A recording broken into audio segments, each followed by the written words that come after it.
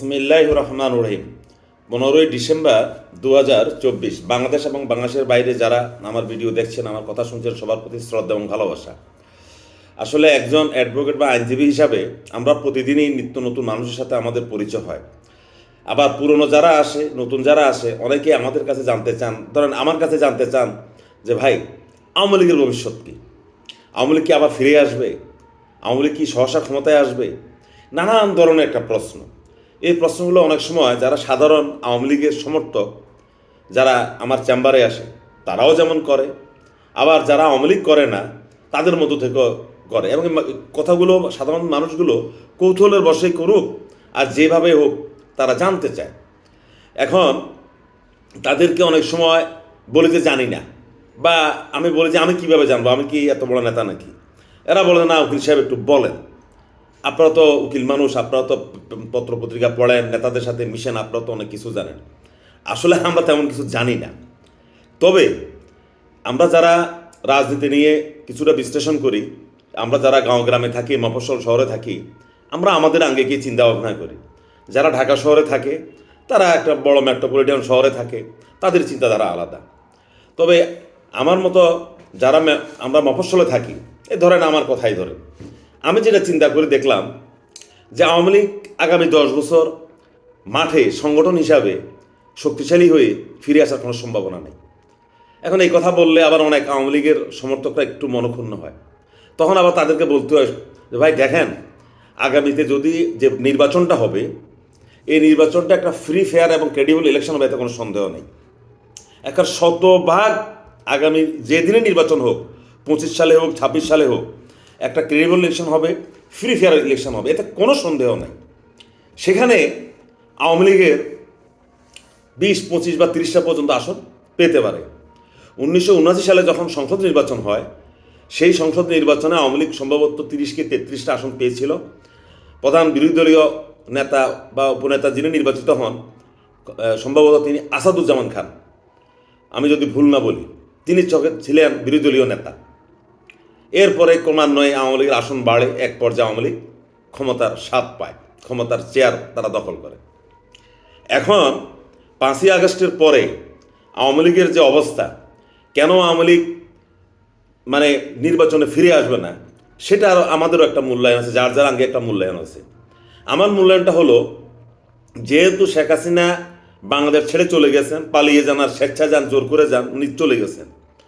ওনার যাওয়াটার সাথে সাথে কিন্তু ওনাদের সকল নেতাকর্মী বলা চলে কয়েকজন হাতে গোনা ছাড়া সবাই দেশ ছেড়ে পালিয়ে গেছে। এখন আগামীতে যে নির্বাচনটা হবে, এই নির্বাচনে কিন্তু আওয়ামী লীগের অনেক জাঁতরেল নেতা আর নির্বাচন করবে না। কেন করবে না?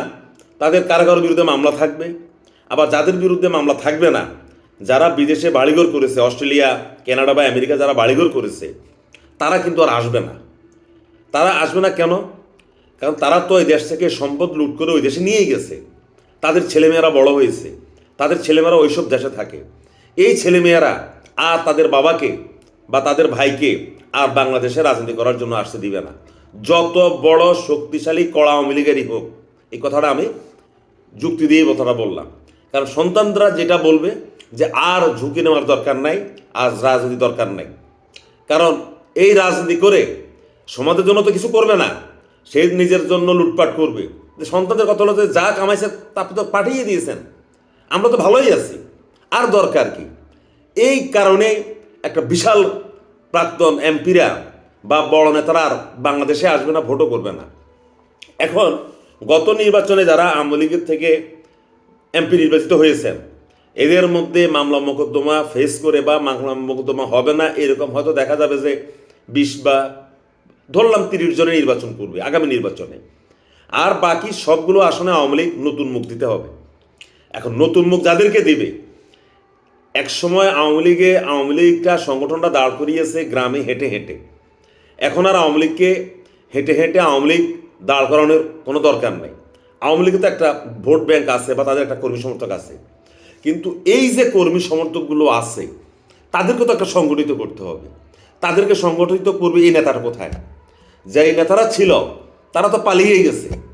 তাহলে এখন এই আওয়ামী লীগের যারা ছিন্ন ভিন্ন নেতাকর্মী আছে, ছোটোখাটো যারা গ্রামে গঞ্জে পাড়া মহল্লাতে কেউ লুকিয়ে আছে বা কেউ অন্য দলের সাথে তাল মিলিয়ে রাস্তাঘাটে মাঝে মাঝে বের হয়, এদেরকে সংগঠিত করার মতন সেই ধরনের নেতৃত্বের এখন একটা অভাব দেখা দেবে।